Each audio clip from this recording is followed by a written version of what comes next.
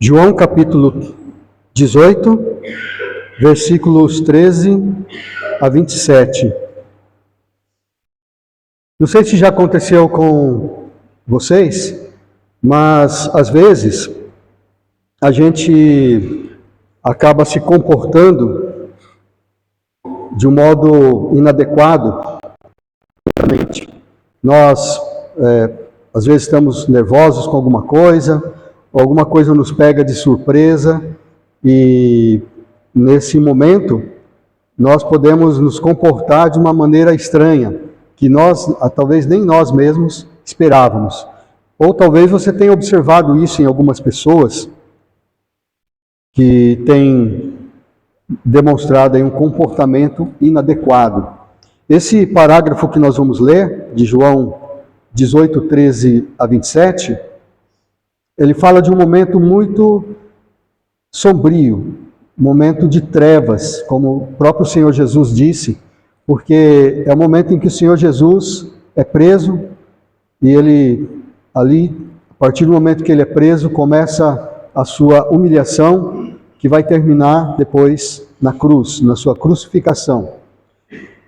E é um momento que, se nós passássemos por esse momento, seja mesmo ali como o Pedro, o João, os demais discípulos passaram, vendo o que estava acontecendo com Jesus, é um momento que é um daqueles momentos na nossa vida que a gente não quer se lembrar. Se a gente pudesse esquecer para sempre, seria bom. Mas esses momentos em que Jesus passou, nós temos que lembrar. Inclusive ele diz que nós devemos sempre nos lembrar, porque é assim que ele sofreu por nós para nos dar a salvação, para que nós pudéssemos ter vida. Ele sofreu a morte para que nós pudéssemos ter vida. Vamos ler então João 18, de 13 a 27. Vamos ler o versículo 12 também, de 12 a 27, para a gente ficar aí no contexto. Começando no versículo 12. Assim, a escolta, o comandante e os guardas dos judeus prenderam Jesus, manietaram-no e o conduziram primeiramente a Anás, pois era sogro de Caifás, sumo sacerdote naquele ano. Ora, Caifás era quem havia declarado aos judeus ser conveniente morrer um homem pelo povo. Simão Pedro e outro discípulo seguiam a Jesus. Sendo este discípulo conhecido do sumo sacerdote, entrou para o pátio deste com Jesus. Pedro, porém, ficou de fora, junto à porta. Saindo, pois, o outro discípulo, que era conhecido do sumo sacerdote, falou com a encarregada da porta e levou a Pedro para dentro. Então, a criada encarregada da porta perguntou a Pedro: não és tu também um dos discípulos desse homem? Não sou, respondeu ele.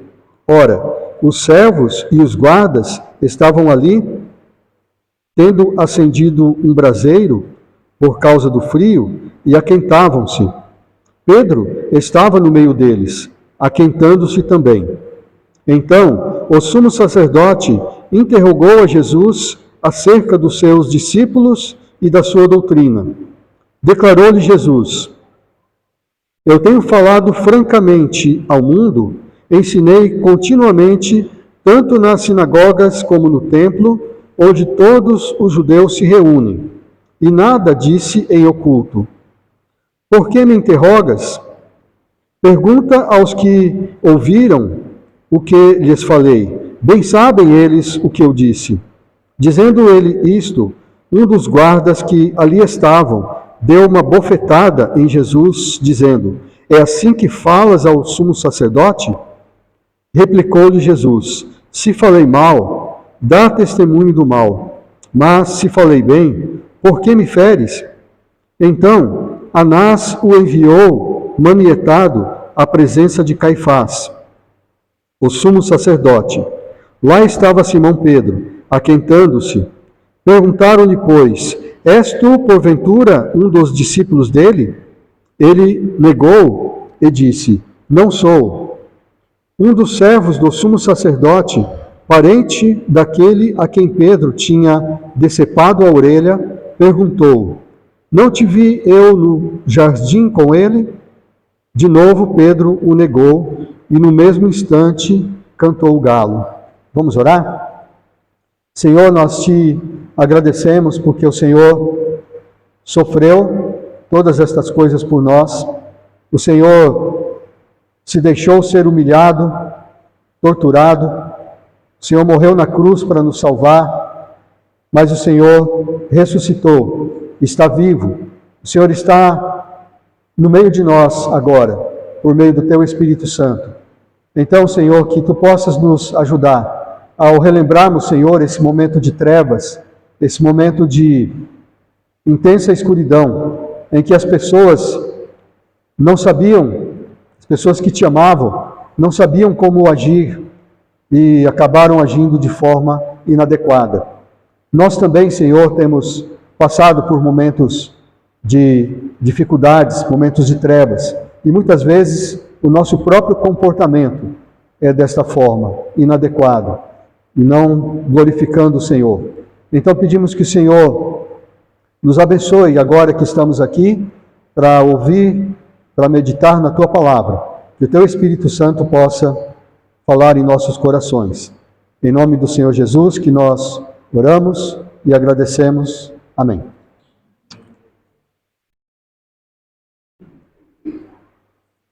Bom, Pedro ficou famoso porque ele negou Jesus 3 vezes. E cada vez que nós lemos esta passagem, o que mais se destaca é isto, é o fato de Pedro ter negado Jesus por 3 vezes. Mas não foi só Pedro quem negou Jesus. A gente pode ver que todas as pessoas ali estavam negando Jesus. Inclusive o João, que escreveu esse livro. Quando ele fala, aquele outro discípulo que entrou ali, que fez Pedro entrar junto com ele, ele está se referindo a si mesmo. Quando ele se refere a si mesmo, nos seus escritos, ele fala aquele outro discípulo. E às vezes ele diz aquele outro discípulo a quem Jesus amava. Só no final do livro de João é que ele vai dizer que aquele discípulo era ele mesmo. Então, a gente vê as coisas acontecendo e a gente vê as pessoas se comportando de uma maneira que não deveriam se comportar. Pedro não devia ter negado Jesus, os discípulos não deveriam ter fugido e muitas coisas assim. Mas o que também nós ficamos pensando é por que as pessoas têm esse tipo de comportamento. Por que as pessoas não se comportam de maneira adequada? Qual é a sua motivação? Então aqui nós podemos encontrar algumas motivações para que as pessoas deixem de fazer aquilo que é correto, deixem de se comportar de maneira adequada. Nos versículos 13 a 27, a gente vê que Jesus foi conduzido primeiramente a Anás, que era sogro de Caifás. Caifás era o sumo sacerdote. Anás já tinha sido sumo sacerdote, mas já tinha terminado o tempo dele, porque tinha um mandato. É diferente do que era no Antigo Testamento, que era vitalício. Então eles tinham um mandato, as coisas tinham mudado um pouco. Então, mas o seu genro, que era o Caifás, era o sumo sacerdote. Por isso Jesus foi levado à casa dele primeiro, a presença dele primeiro. Então a gente vê aqui nesses versículos que Jesus é interrogado, e aqui o Caifás, que era o sumo sacerdote, o Pedro lembra, foi ele que disse que era conveniente que alguém morresse para salvar a nação inteira, um pouco antes Caifás tinha dito isso. O João, então, ele lembra desse acontecido, ele cita aqui. E então ele diz aqui no versículo 15 que Simão Pedro e o outro discípulo, ou seja, João mesmo, foram seguindo Jesus de longe. Todos os discípulos fugiram, aqueles dois foram seguindo, mas seguindo de longe. Quando chegou lá, na casa do sumo sacerdote, o Pedro ficou do lado de fora, mas o João entrou, porque o João tinha livre acesso ali, porque ele era conhecido do sumo sacerdote. Então nós vemos em tudo isso, todos esses detalhes aqui, nós vemos que muitas vezes as pessoas se comportam de maneira inadequada, antiética, uma maneira estranha ao que deveria ser, por causa de conveniência política.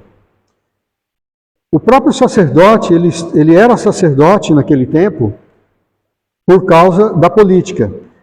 Eles não estavam cumprindo exatamente como deveria ser a lei de Moisés, que o sacerdote era vitalício, então ele descendente de Arão e tudo aquilo que acontecia. Mas naquele tempo, quem se tornava sumo sacerdote, ele tinha muito poder, e um grande poder político. Então, para ser sumo sacerdote, ele tinha que ser bem próximo ali do governo do Império Romano, da administração do Império Romano. Inclusive do Pilatos, que era o governador naquela época.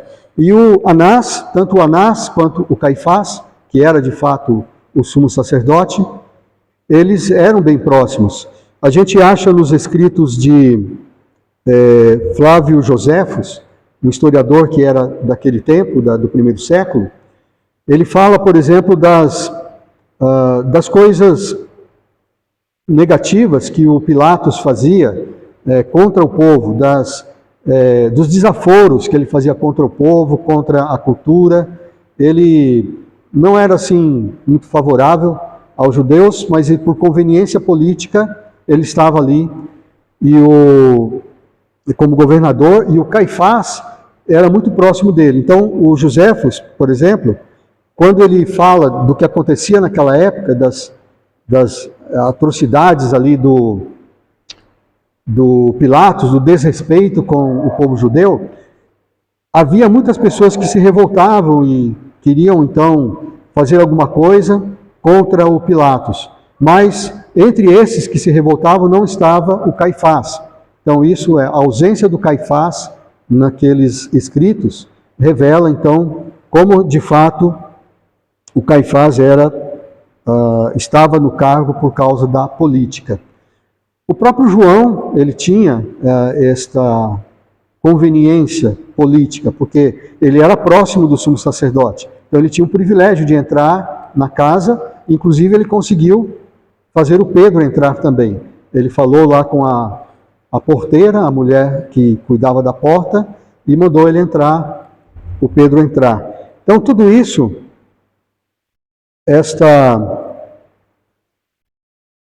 conveniência, pode fazer com que a pessoa se comporte de maneira inadequada, não agindo como um cristão deveria agir, tomando uma decisão só por conveniência, para que seja privilegiado.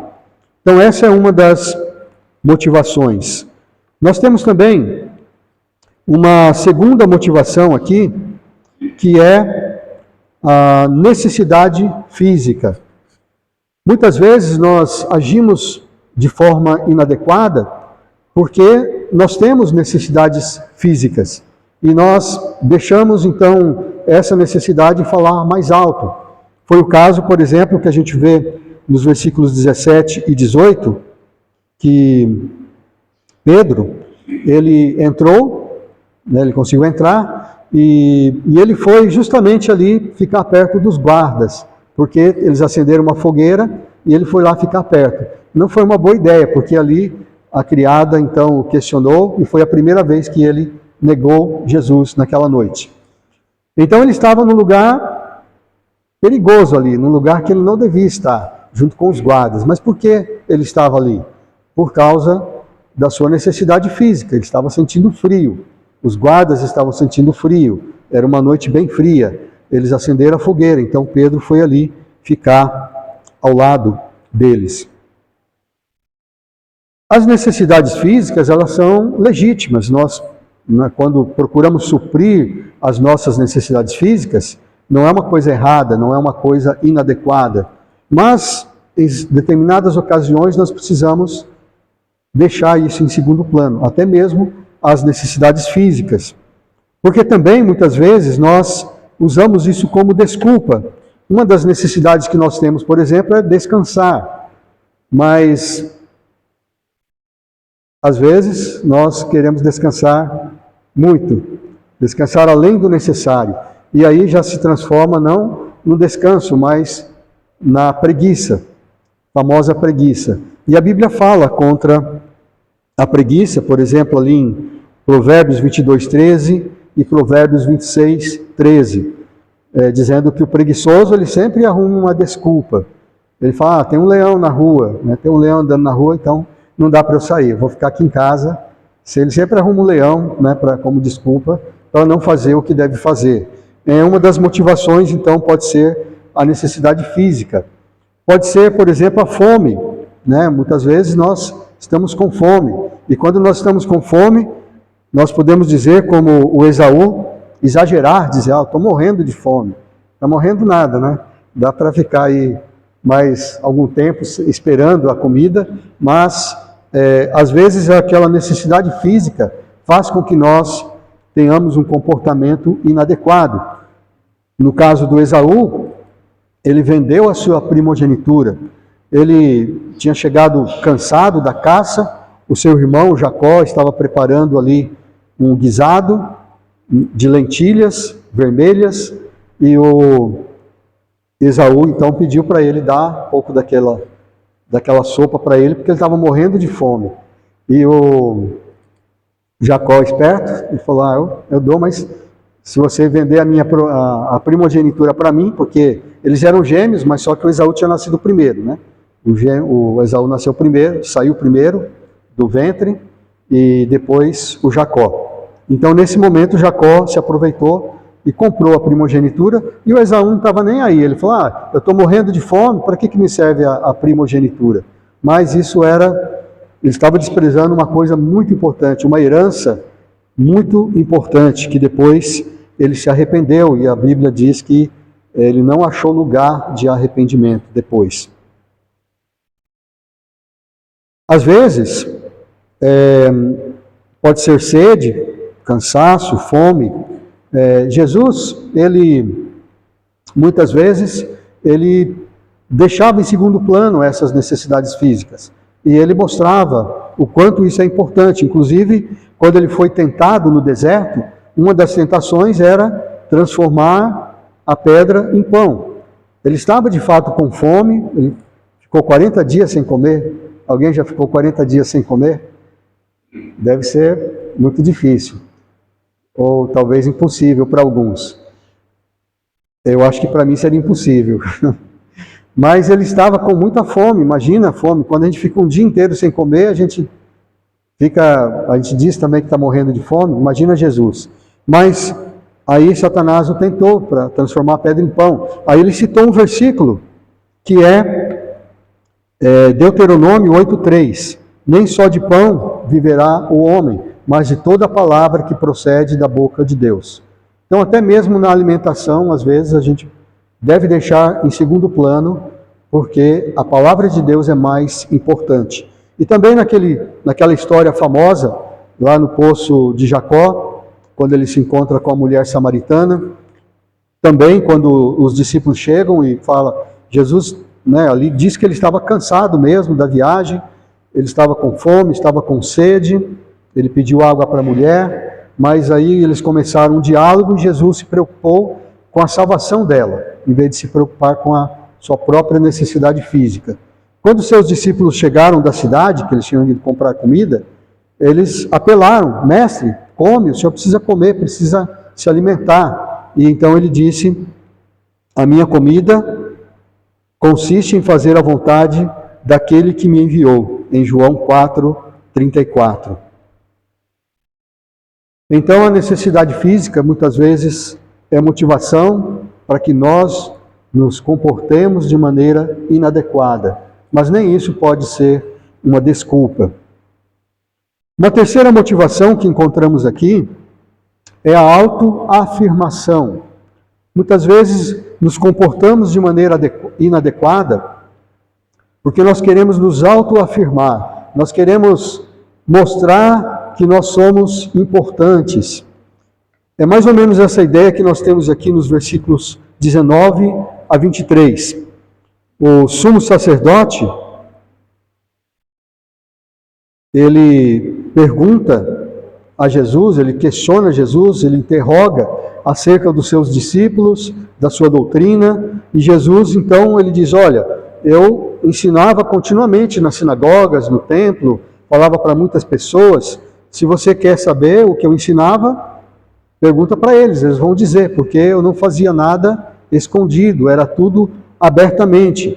Nesse momento, um soldado que estava do lado de Jesus, um guarda, achou que a resposta dele foi muito mal educada, e ele então deu uma bofetada em Jesus. Ele agrediu Jesus ali, e Jesus disse, olha, por que você está me agredindo? Se eu falei alguma coisa má, então dá testemunho desse mal. Mas se eu não falei nada de mal, por que você está me agredindo? E Jesus ficou sem resposta. Quem era aquele guarda ali, né? Ele pensou, quem é esse homem, né? Esse analfabeto, esse marginal, né? Talvez ele pensasse assim de Jesus. Quem é esse homem para falar assim com o sumo sacerdote? E nem era o sumo sacerdote, né? Porque o sumo sacerdote, na verdade, era o Caifás, o genro do Anás, que estava ali. Mas nem ele era tão importante assim. E aquele guarda, quem era para agredir Jesus daquela maneira? Talvez ele queria se mostrar, ele queria se autoafirmar e dizer, olha, eu tenho autoridade, se você falar alguma coisa errada, eu bato em você, eu faço o que eu quero com você e você não pode fazer nada, porque eu tenho o poder. Esse tipo de comportamento desse guarda é um comportamento muito comum, acontece muito na nossa sociedade. Existe até um termo na psicologia que se chama a síndrome do pequeno poder. Quando uma pessoa tem um pequeno poder, você dá um pouco de poder para a pessoa e ela abusa daquele poder, daquela autoridade. Eu acho que esse foi o caso daquele guarda ali. Ele não tinha autoridade para fazer o que fez, mesmo assim, ele agiu daquela forma. Vamos pensar, por exemplo, numa pessoa num policial. Um policial, ele veste um uniforme, veste uma farda, e quando ele está com aquela farda, parece que ele pode tudo. Não é assim? Quantas vezes a gente vê aí abusos de policiais? O policial, ele tem autoridade, existe uma autoridade que foi dada a ele, mas muitas vezes ele extrapola aquela autoridade. Eu só estou usando o policial como um exemplo, mas não é só policial, a gente pode pensar em juiz, pode pensar em deputado, senador, delegado. Quantas pessoas têm autoridade, mas eles extrapolam, eles querem se autoafirmar. E talvez até seja o caso também do Anás, né, que não tinha autoridade de sumo sacerdote, mas estava ali posando de sumo sacerdote, interrogando Jesus. Então, muitas vezes, é isso que acontece. E será que isso acontece na igreja também? Também acontece. O João, quando ele escreve a carta para o Gaio, em 3 João, ele reclama, ele se queixa de um homem chamado Diótrefes. E diz que o Diótrefes, ele gostava de exercer a primazia na igreja.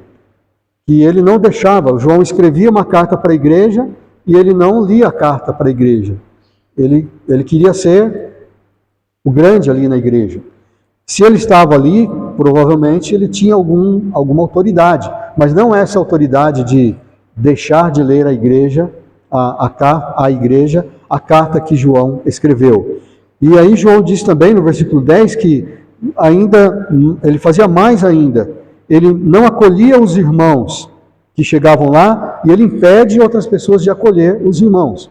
Porque naquele tempo, na igreja do primeiro século, do segundo, do terceiro século também, havia então aqueles pregadores itinerantes, aqueles irmãos que eles iam de cidade em cidade para ensinar. E quando eles chegavam, eles precisavam de alguém que os acolhesse, que desse comida, que os encaminhasse depois bem.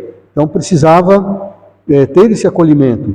E o Diótrefes, então, ele queria exercer a primazia. É ele que queria estar em primeiro lugar, ele que queria estar sempre em destaque.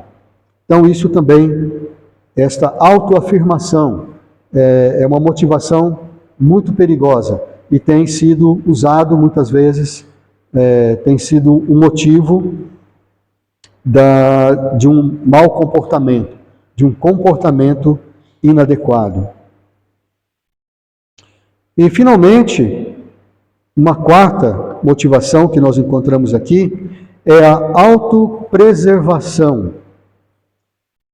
Muitas vezes nós nos comportamos de forma inadequada, de forma que não glorifica a Deus, para nos autopreservar.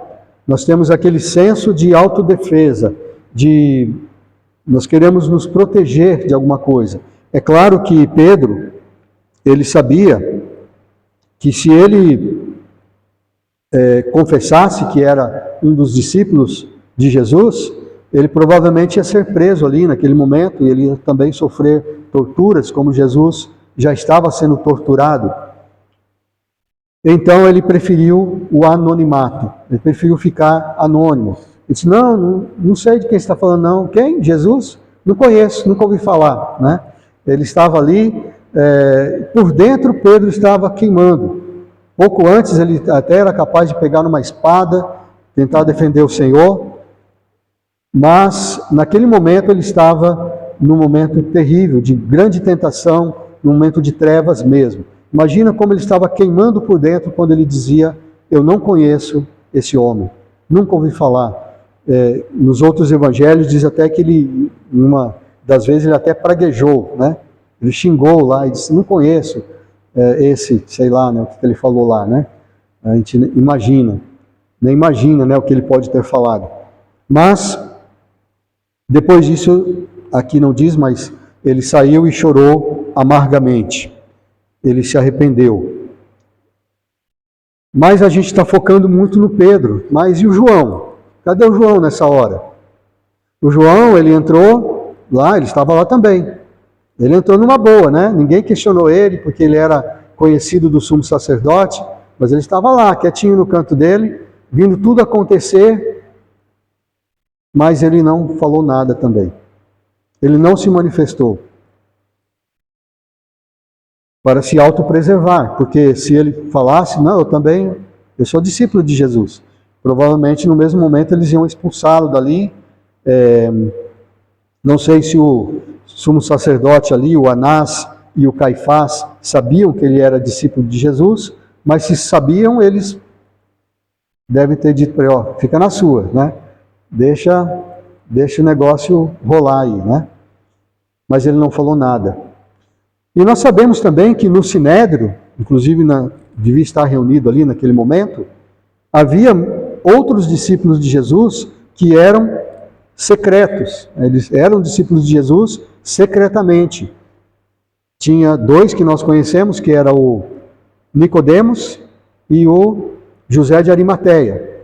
Os dois eram membros do Sinédrio. O Sinédrio estava ali reunido para julgar Jesus. É muito provável que eles estavam ali também. Eles ficaram quietos. Com certeza eles não votaram na pena de morte para Jesus, mas eles não se manifestaram. Ficaram quietos ali, porque eles tinham medo, o João fala isso em outro lugar, eles tinham medo de serem expulsos da sinagoga. Autopreservação. Autodefesa. Muitas vezes, porque nós queremos nos defender, queremos nos preservar, nós ficamos quietos enquanto devíamos falar. Nós não nos manifestamos enquanto devíamos nos manifestar. Eu estava olhando na escola, outro dia, uma exposição do ensino médio. Então, os jovens ali, os adolescentes, fizeram os trabalhos, penduraram todos num varal, e tinha vários desenhos ali, eles desenhavam à mão, escreviam uma mensagem. Era um trabalho que a professora mandou eles fazerem, e eu achei muito interessante. Comecei a olhar ali aqueles desenhos, tinha desenho de tudo quanto é jeito ali, tinha desenho de uma mulher na praia, tinha desenho de carro, desenho de uma caveira. Então, geralmente tinha um desenho e uma mensagem ali. Mas um que me chamou a atenção, no meio de todos aqueles desenhos, era um que tinha o desenho de uma cruz. E eu achei interessante aquilo. Eu fui olhar de perto, ver a mensagem que estava escrito, e a mensagem que estava escrita ali era uma mensagem breve ali falando do problema do pecado, problema do homem cair em pecado. E eu fiquei admirado que um adolescente tivesse a coragem de se manifestar dessa forma. Porque normalmente nesse meio, na escola, na faculdade, no trabalho, a gente sabe como é o ambiente. E normalmente, quando a gente manifesta fala alguma coisa sobre a nossa fé, somos ridicularizados. E às vezes a gente nem fala porque eles já estão contando uma piada ali, alguma coisa, e a gente não quer nem se meter ali naquilo. E a tendência é nós nos retrairmos. Ou seja, nós sentimos vergonha de fazer o que é certo. E enquanto os outros estão se gloriando de fazer o que é errado. Então eu fiquei admirado, não sei quem é esse adolescente que fez esse desenho, mas eu fiquei muito admirado da sua coragem, dele se manifestar dessa forma, dele falar ali, desenhar a cruz e falar sobre o pecado. É um exemplo para todos nós, que devemos então ter coragem de falar da nossa fé, de defender a nossa fé e o nosso Senhor Jesus Cristo. Jesus disse em Marcos 8,38, porque qualquer que nessa geração adúltera e perversa se envergonhar de mim, eu também vou me envergonhar dele, o Filho do Homem vai se envergonhar dele quando estiver na glória do Pai. Não podemos nos envergonhar de nosso Senhor Jesus Cristo. Então, irmãos, pensando em tudo isso, a pergunta que eu tenho para nós concluirmos é: como tem sido o nosso comportamento? Como tem sido o meu comportamento, o seu comportamento? A gente vê o que aconteceu com Pedro, que se destacou ali entre os que se comportaram de maneira inadequada, mas a gente vê também o próprio João, a gente vê o próprio sumo sacerdote, que tinha autoridade, ele podia simplesmente fazer o que era certo e não julgar Jesus injustamente. Aquele guarda que ele podia, ele estava obedecendo ordens ali, mas ele não precisava ter batido em Jesus, ele podia ter ficado na dele ali, mas queria se autoafirmar. A gente vê provavelmente ali o Nicodemos, né? O Nicodemos, tivemos o Nicodemos e o José de Arimateia também, que eles eram autoridades também, eles tinham a palavra ali no Sinédrio, poderiam ter se manifestado. Então, quando a gente vê esse tipo de comportamento inadequado, a gente condena. E está certo, a gente realmente deve condenar. Mas quando a gente condena esse tipo de comportamento, a gente, na verdade, está se condenando. Nós estamos nos condenando a nós mesmos, porque muitas vezes nós também agimos assim. Seja por autoafirmação, seja por causa de conveniência política. E quando eu falo de política, não é só política governamental, mas no trabalho, na igreja, em todos os nossos ambientes. ou seja, por causa de nossas necessidades físicas, que nós podemos usar como desculpa, ou por causa da nossa necessidade que nós sentimos de autoproteção.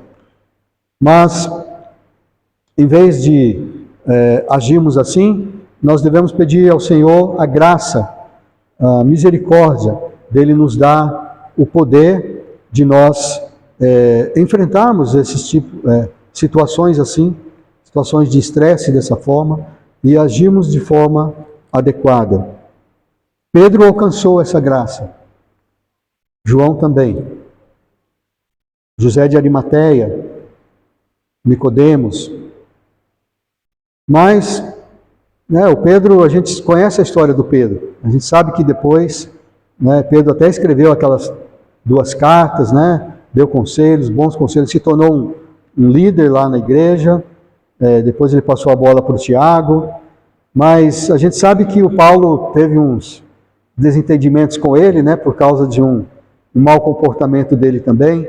Então, a gente sabe que a gente vai acabar caindo uma vez ou outra em coisas assim. Mas não é este o nosso alvo. Nosso alvo é nós sermos fiéis soldados do Senhor Jesus Cristo e deixarmos que Ele nos preserve, que Ele nos proteja, que Ele nos coloque onde nós devemos ser colocados, seja embaixo, seja em cima. E não devemos agir por conveniência.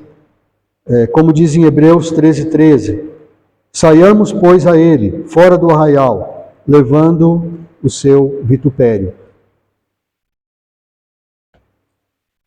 Pouco mais tarde, os apóstolos foram açoitados, foram apedrejados, foram expulsos da sinagoga, porque eles tiveram coragem, porque o Espírito Santo os fortaleceu. Que seja assim conosco também, que nós possamos ter esse poder e agir de forma adequada. Amém? Deus nos abençoe. Obrigado.